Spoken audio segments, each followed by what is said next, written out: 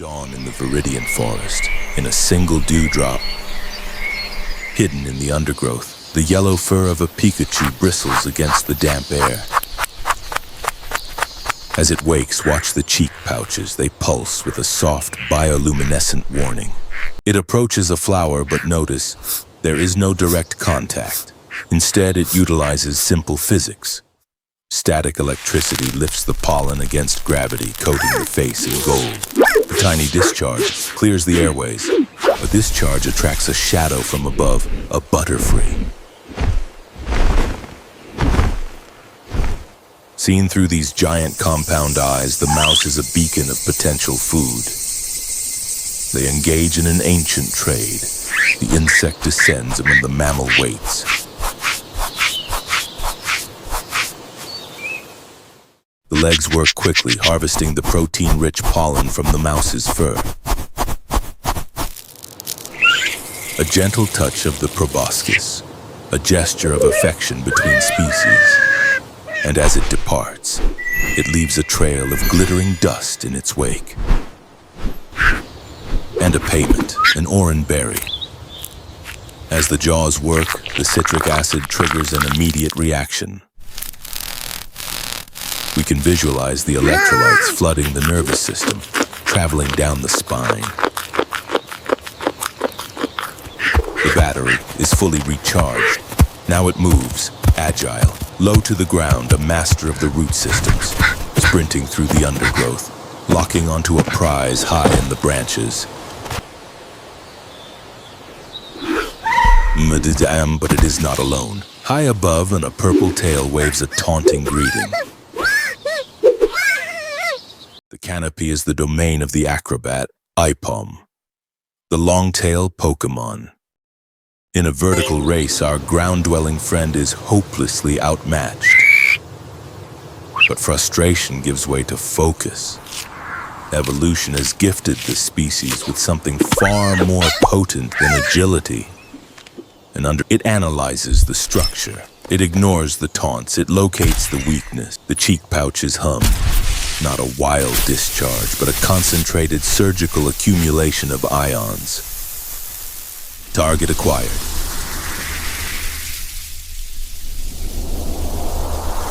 A precision strike. Not aimed at the rival, but at the dry joint. The intense heat vaporizes the sap instantly. The wood snaps. Gravity, panic in the branches. The prize is dropped. And now the counter move, a leap of faith. Using its tail as a counterweight, hardening instinctively upon impact, it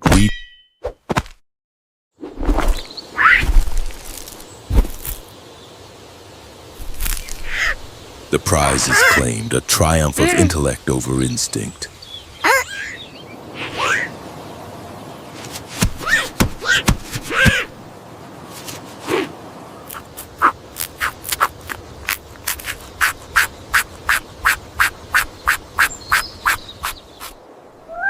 But in the wild, victory is a fleet.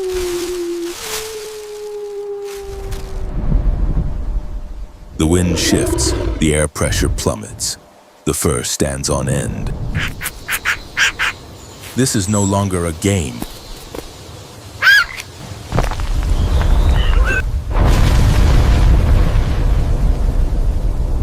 The storm is not coming.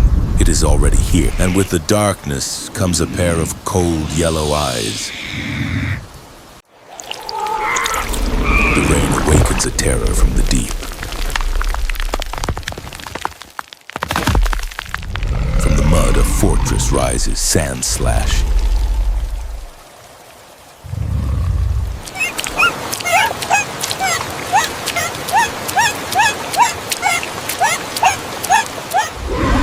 This is an evolutionary tank. Its armor is plated with thick, dry keratin, nature's perfect insulator.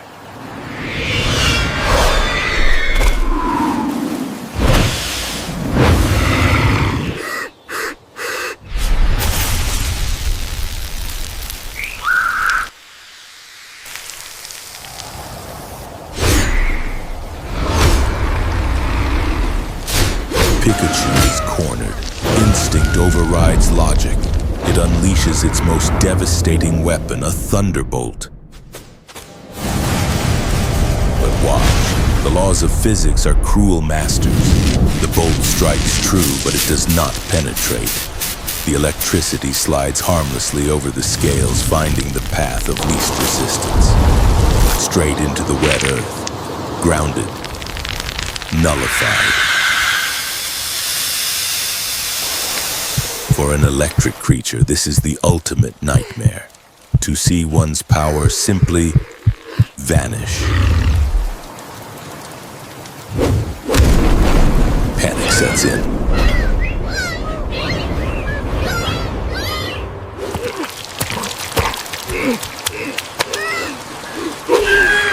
The predator advances with terrifying certainty.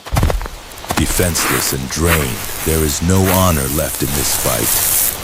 Only the desperate scramble for survival.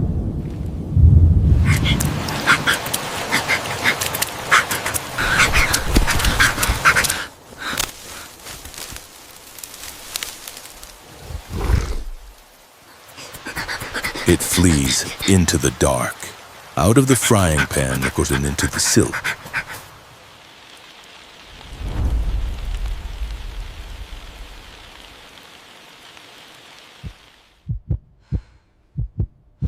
In its blind retreat, it has stumbled into the domain of the Night Weaver.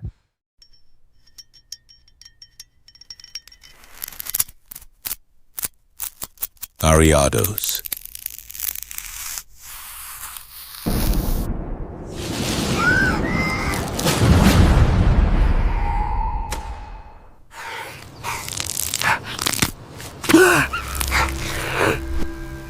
A dinner bell ringing in the darkness.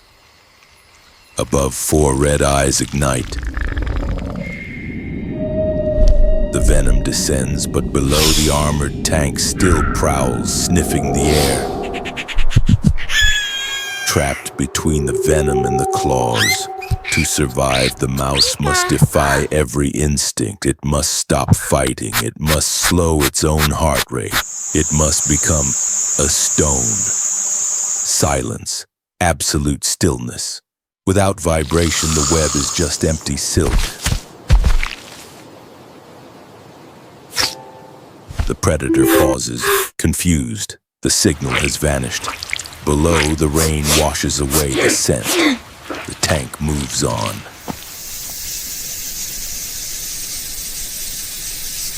Above, the weaver returns to the shadows. For a moment, the mouse is a ghost, suspended in terror, waiting for a miracle.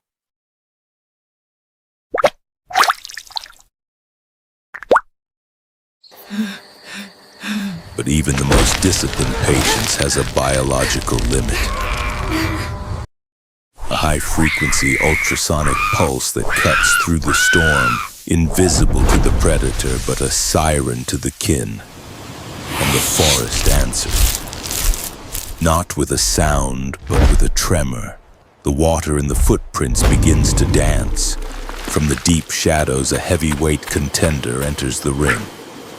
Raichu, the fully evolved form. It moves with the heavy, deliberate gait of a creature that fears nothing in these woods. The spider attempts a territorial display, but its protein silk evaporates instantly against the high-voltage aura radiating from the giant's fur. However, the greater threat lies on the mud. It is confident in its immunity to electrical attacks. But the elder possesses the wisdom of age. It knows a fundamental truth. If you cannot burn them, you must break them. The keratin scales, so resistant to heat, shatter under the kinetic force. Physics has been answered.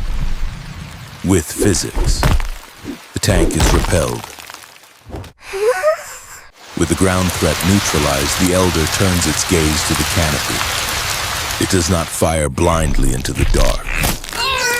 Instead, it grounds its tail, sending a massive surge of current directly into the root system.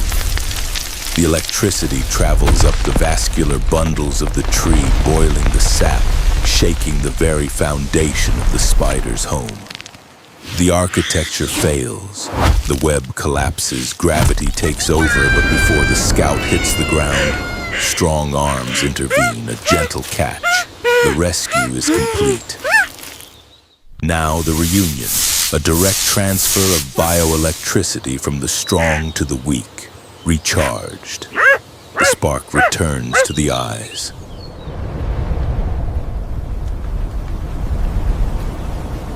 As the storm clouds fracture, the rest of the clan emerges from the undergrowth, a hierarchy of sparks. From the smallest Pichu looking on in wonder to the scout, now humbled by the display of true power.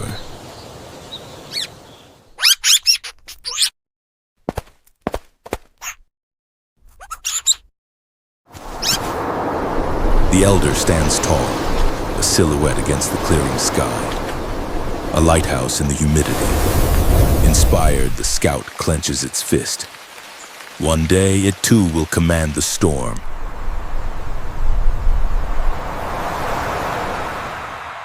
The order is restored. The colony moves as one, marching towards the heart of the forest.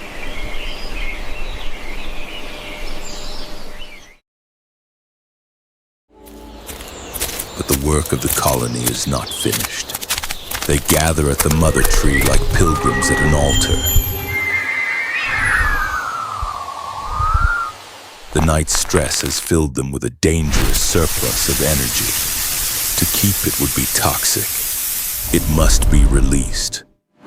This is the sacred circuit. They plant their tails deep into the wet soil. The glow begins. It is not a weapon now. It is a gift. A soft pulsating rhythm of light that mirrors the beating of a heart. As the current flows into the earth, it performs a miracle invisible to the naked eye. The electricity splits the nitrogen atoms in the soil, enriching the ground, feeding the fungal networks, stimulating the roots that hold the forest together. Pikachu, scarred but wiser, guides a young Pichu. The little one is unstable, leaking sparks, frightened by its own power. A gentle touch, a steadying hand. Pikachu grounds the excess energy for the child, a passing of the torch.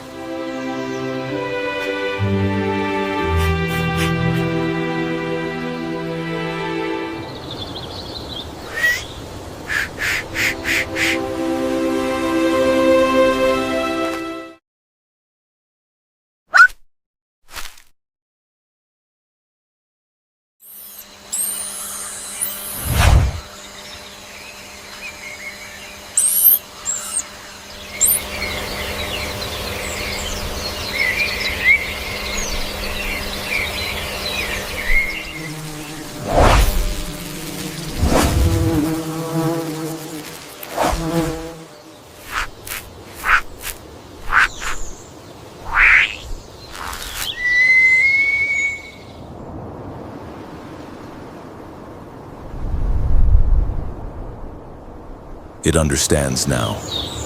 Its power is not meant to dominate the world, nor merely to survive in it.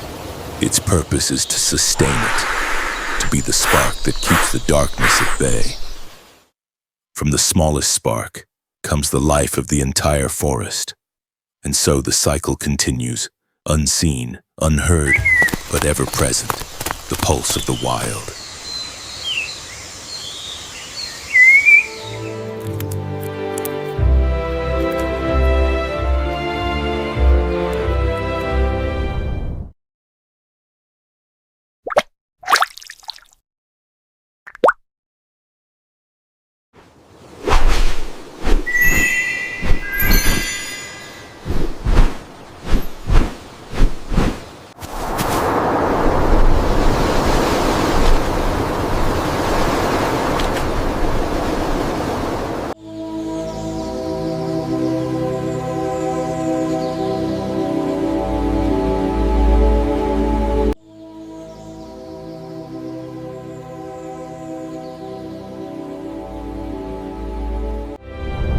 This is the real life of Pokémon.